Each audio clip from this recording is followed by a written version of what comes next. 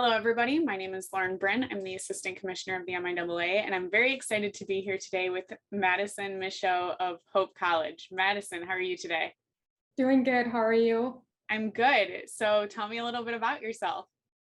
Yeah, I'm Madison Micho. I'm a senior at Hope College on the lacrosse team, and my major is mechanical engineering. Obviously, you have had some time in the MIAA.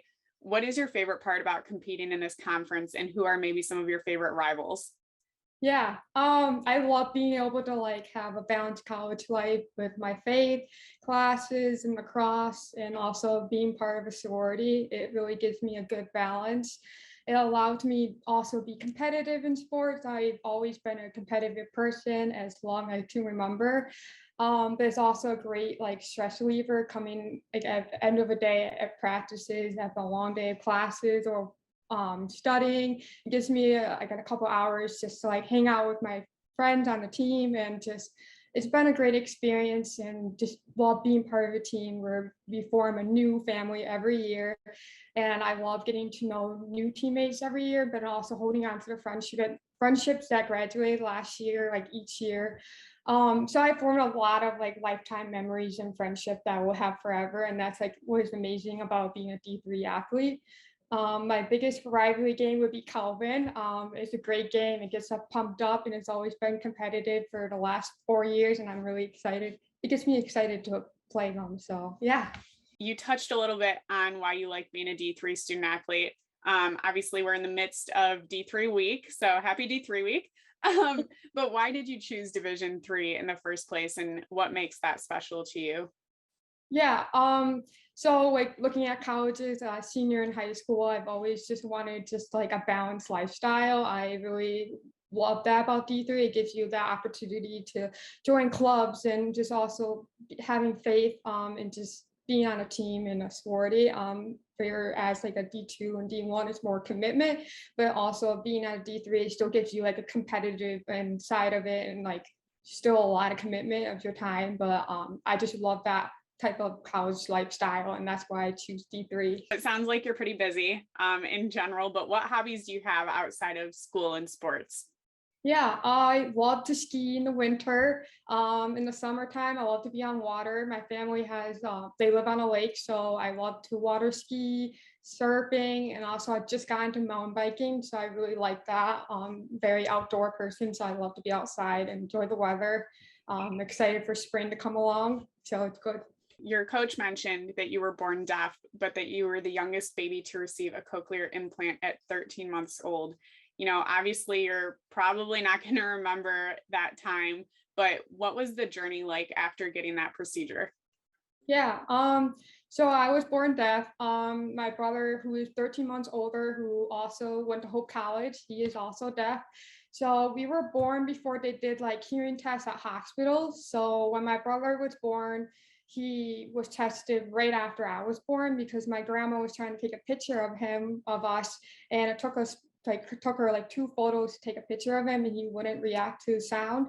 So she mentioned it to my parents. So my parents took him in and did a hearing test, and then 2 weeks later I got hearing tests, and they found out that we were both deaf. So, and my parents had to really make a decision on doing sign language or taking the cochlear implant route, and they choose the implant route. So at 13 months, at the time, I was the youngest baby to get implanted, and I got implanted at University of Michigan. So I started school really young.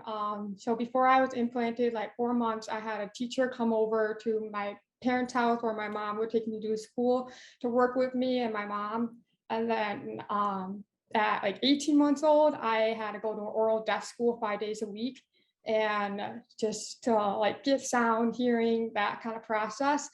Then I was 3 years old. I went to a deaf school, and then I went in the morning, and then in the afternoon I went to hearing school, just to have me interact with hearing kids, and yeah, just keep me active. Then I went to kindergarten, was my last year of going to an oral deaf school in the morning, and then I went to kindergarten at East Grand Rapids at hearing school in the afternoon. So I started at East Rapids Kindergarten all the way through high school. It was a challenging academics, but it really set me up for success in college and the real world. It also gave me a lot of opportunities to join sports teams, and it's been a great experience. So being like implanted at a young age is huge because the auditory part of your brain starts growing at age of 6. So that's why early childhood development is so important. So yeah. How do you continue to see it impact your life? Yeah. Like I cannot imagine not being able to hear. So I'm very grateful that my parents made that decision for me and my brother. So I really kind of grew up in the healing world, but also like kind of in between worlds, kind of like the deaf world and the healing world. So it's kind of cool. So I just never let that my hearing get out of the way of doing something. So I guess like people who have a hard time seeing, like get glasses to help them see better. I view that as an implant to help me hear better and be part of the healing world, kind of that viewpoint. So growing up, I played a lot of like different sports teams and just traveling. And like at the tryouts, I was just that kid with everyone else out there. Most of the time, they didn't know I had a hearing loss. And my parents, it's just, I didn't want to hide it. It's just that my parents never really made a big deal out of it. They wanted me to just do it on my own and just be with other normal kids. And there were times where I played sports and coaches or teammates would look at as my ability as like kind of the negative part, but I just feel that as someone who was insecure of their own skin. And at times it was hard for me to understand, but it's part of life and I can't change who I am. And I'm very proud of how far I've like came. So I don't just feel that as a challenge to prove I'm wrong. Like I'm a very, very competitive person, so I don't give up. And I think that this is the way I am because at times in my life I had to prove people wrong by working harder and just prove to people that my hearing can't stop for achieving my goals.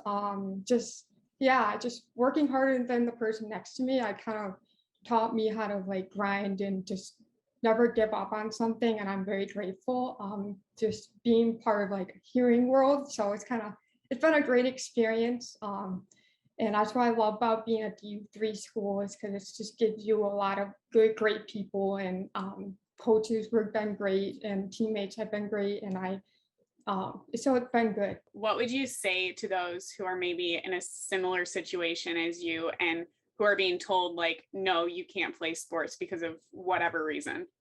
Yeah. My advice to someone that when they question your abilities to do anything, go prove them wrong. Like keep your head high. Just outwork them. That's what kind of I view that. I've been the negative situations in my life. I just learned the ways to not go down on myself and view it as like a fuel in me and just like go work harder.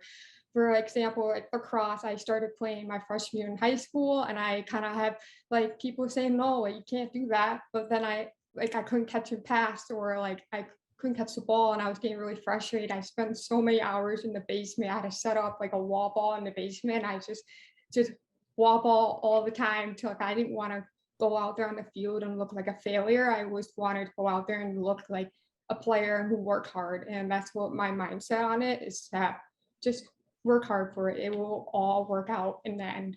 Also like embrace the uniqueness about yourself. Just everyone has something unique about themselves. I've learned over the years that there's no perfect person out there. There's always something unique, and that's like what makes it like cool. And just embrace it. Just don't let someone say you can't play sport or achieve your dreams stop you from achieving your goals or your dreams, because it's just use that as a fuel. And just like the negative comments and situations throughout my life have taught me so many like different life skills. So like one major thing was that I've learned how to stand up for myself, and just stand my ground. And I also learned just in order to achieve my goals and my dreams is that I have to work harder than the person next to me. Just I know having a hearing loss is like one step from behind I'm a hearing person, but I've always learned ways to like really like figure out how I can be better athlete or how I can be a better student. And college has really taught me that. And I've also learned a lot from my parents, for telling me not to let anyone or anything stop you for working hard to get what you want. They have been my like number one supporter. So like if I have a hard day, like people treat me like special. I get to go home and like they treat me like a normal kid, and that's like something special about them. They never they never really like use that as like an excuse. They told me like that's not an excuse. Like you can do this. Like don't give up on it just because of one comment or one situation. So I'm very thankful for that. I'm also very thankful to have a brother who also goes through the exact same thing. And so he's been like my number one supporter, and my older sister too. So it's been a great, um, yeah, good years.